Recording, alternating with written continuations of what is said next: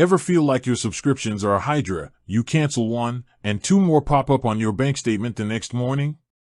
I used to spend my Sunday nights scrolling through transaction histories, trying to remember if I actually watched that streaming service or if I was just subsidizing their board members. After spending a few months living in the Rocket Money app, I've realized that most people are using it the slow way. If you're busy, you don't have time to audit every $5 charge manually. Here are the shortcuts I use to keep my finances on autopilot. 1. The negotiation dash.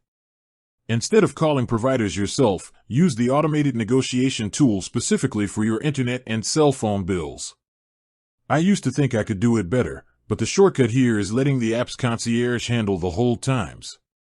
It takes 30 seconds to toggle the negotiate for me switch, and I've seen it shave $20 off a monthly bill without me saying a single word to a customer service rep. 2. The subscription kill switch. The fastest way to clean house is the subscriptions tab, but the shortcut is sorting by frequency. Look for the annual tags. Those are the ones that sneak up and hit you for $100 plus when you least expect it. I make it a habit to check this list once a month. If I see an annual sub I haven't used in 30 days, I hit the cancel button immediately within the app. 3. Smart savings rules. Don't manually transfer money. I set up a smart savings rule that triggers on payday. By the time I even open my banking app, Rocket Money has already moved my designated fund money or emergency fund slice into a separate account.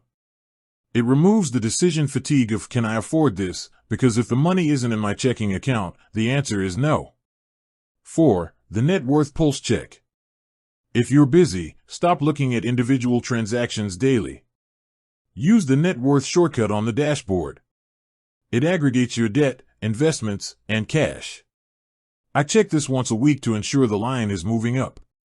If it is, I don't stress the small coffee purchases.